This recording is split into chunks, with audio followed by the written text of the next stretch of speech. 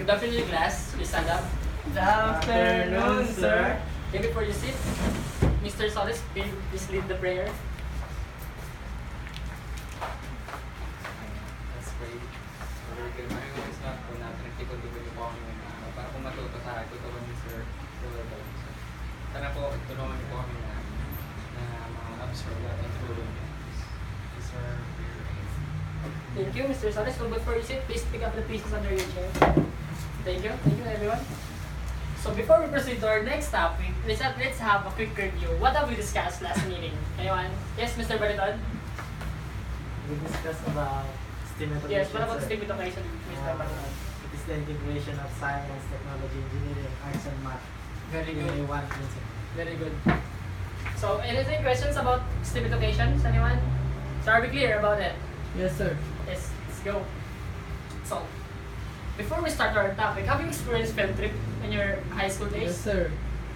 So, what was this experience, Mr. Batay? Can you It was fun, sir, because we are outside of our school and outside of our comfort zone. We see a lot of things that not present in our So, what other places that you've visited? We go to factory of Yes, the Gardenia factory. Lakami, sir. We saw the raw noodles there. Yes, very good. And how much the cost of the field trip, Mr. Batay? I don't remember, sir. Let's say it's about 500 to 1,000. About 1,000 pesos. Yes. So what is a virtual field trip? First, please read Mr. Solis. virtual field trip. Interactive web-based experiences that guide the students through an exploration of content about themes such as specific place or time. Take students on a tour of a location, topic, or theme using a series of websites that have been linked in a fashion to create a guided learning experience. Yes, thank you, Mr. Solis. So, imagine learning without leaving the classroom. Is it possible, class?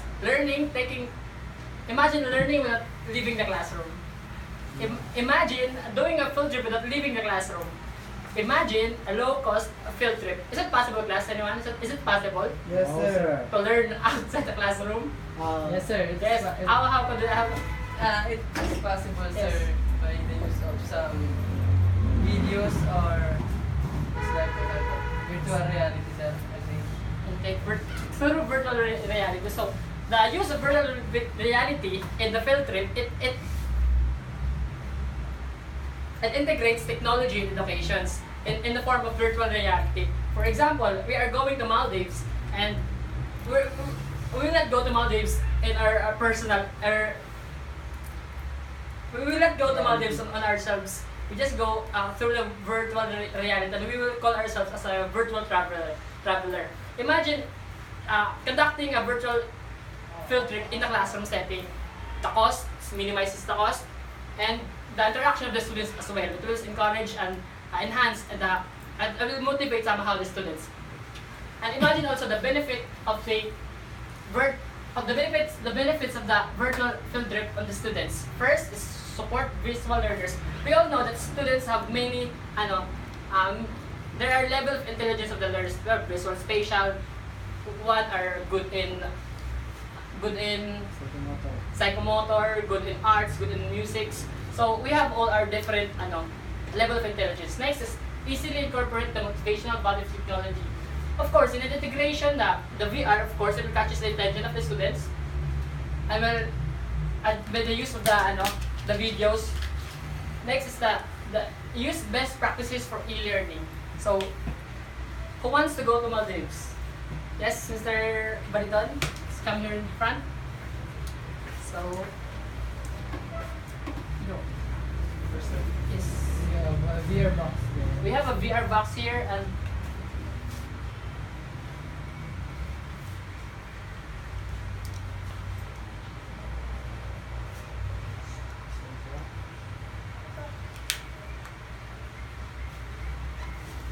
so let's go to Maldives, everyone.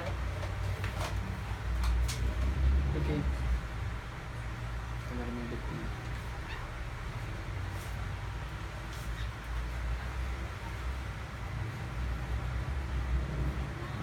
Let's go explore Maldives. Wait lang.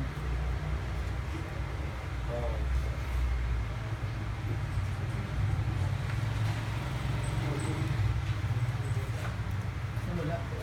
Yung pangit ko yan. Yan yung picture natin ngayon. Can you feel it? Is there ano ba tayo?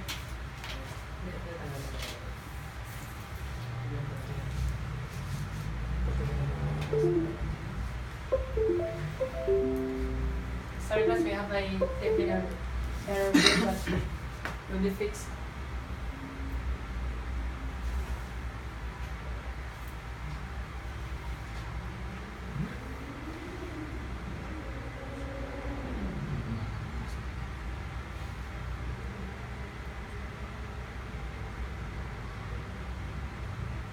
Okay, let's go.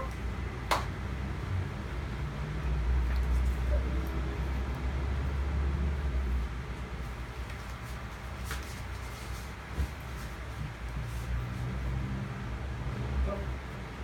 Yes, stand. Yeah. So, ano nakikita mo, Mr. Balitan? Ocean, sir. So, And, So welcome to Maldives, where the vloggers consider us the most or one of the top 5 most safest tourist destinations in the world. Yearly, Maldives is welcoming at least 24 million tourists every year, and it's considered as the lowest country in the world. The average level of the Maldives Islands is 1.4 meters. So of course, they are afraid of the the climate changes that rises, that the ocean, that the water level of the ocean is keep increasing yearly. So they are one of the most affected country in the world. Maldives has a 1,190 islands composed of 80 inhabited islands, 40, which is just 40 just wonder, and 40 tourist destinations. In Maldives also, the first cabinet meeting under the oceans, where the president himself signed a law concerning with a what we call this, in nature act, that he wants to segregate their trash. The first meeting happened on the underground of the Maldives. It was on it was with the help of the 13 governors.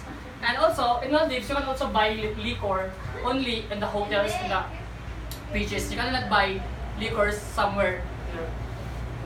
And also Maldives has the highest literacy, one of the most highest literacy. It has a 98% literacy rate in their adults. So welcome to Maldives. Right. Who wants to go to Paris? Yes, Mr. Botoy? I want to go to Paris. Paris. Particularly in Eiffel I Tower. will search the Paris. Hey, let's go to Paris.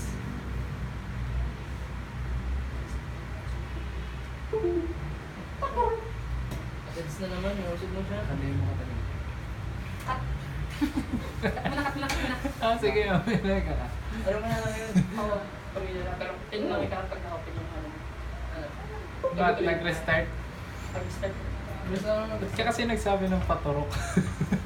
Cut sa paturok.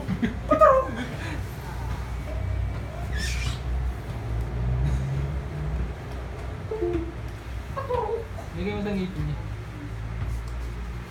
Pwede Sa akin na dyan. Hindi mo mabanda. pabandahin mo sa sa salamin, tapos diretso sa bibig ni sir. Gusto bibig dito.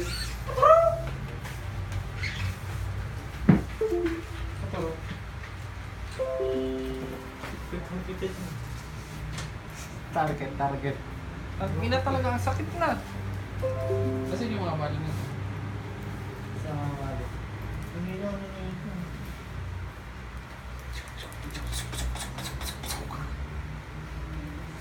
Hindi ko Aray! Pokyo. Yan. Pangit mo yun. Wala. Eiffel Tower. Eiffel Tower.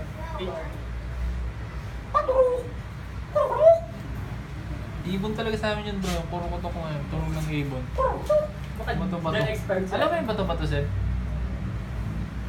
Nice. speech. Yung nakakain na iba. Yung nandudura ng mga ano? Kung kumakain ng Ayun, dura. ayos na. Meron sila dalawang beses na ako natayan dun eh. Di ba na yung lalaglag ng parang big Ayun na, Roel. Kuhanin ako ng mga Ready? bagay na. Nakapost pa? Hindi. Tuloy lang. Oh, cut mo na lang. 1, 2, 3, Go. go. So welcome to the Monument of Paris. Look for the Eiffel Tower. Yes, that's the Eiffel Tower. The Eiffel Tower was created by Gustave Eiffel on March 31, 1889. So, it was built for about 2 years, 2 months, and 5 days. The main purpose of the Eiffel Tower just for proposition for it's just for exhibit only. It was targeted to be demolished on 1909. So, but fortunately, it wasn't been demolished, for it was repurposed into a giant tower, signaling tower on the Paris. So, Paris, it is the tallest man-made structure in the world for about 41 years after the creation of Chrysler Building in New York in 1930. So 41 years, the Monument of Paris is the highest man-made structures. The height of the monument is 324 meters. So is it possible ba to climb up to the peak of the Paris? Yes, it is. It has 1,665 steps. So you can climb up there for about 2 hours and a half if you have no fear in heights. And there, of course, there is only a pulley when you can just pull up with the elevator. So Gustave Eiffel, the creator, the engineer, and the architecture of the said monument was died in the Panama. Gustave is very famous in his field, but somehow his image was damaged for what he created in Panama, the Grand Canal in Panama, where the project was been not, what do you call this? The progress of the progress of his project was not done. And so according to the national tourist agencies, the Paris accommodated 24 million tourists per year and 7 million a year, and 250 million from its since its creation. So that's all. So welcome to Paris. Would you? Thank you, sir. So thank you, Mr. You are now a certified virtual traveler. Yes, thank you po.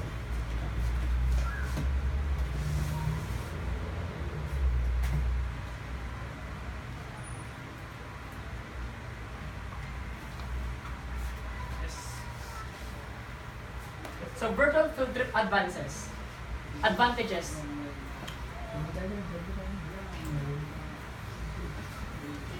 Students can move through the virtual field trip at their own pace, reading, interacting with pace na ipaparate to them. Like what Mr. Botoy did, he moved the virtual box according to his appropriate for him. Students can take control of their own learning meaningful experience. Of course, the learners using the virtual box can also see whether what are the parts of the monument he should focus on and explore. Appeal to our millennial learners. Of course, integration of technologies in education is such a way that interacts with students' attention to cope up with the lessons in our classes. So thank you for listening. So stand up, everyone. So goodbye, class. Goodbye and thank you, sir. So our assignment for next meeting is all about the use of simulating software. So adios. Ito na, basta.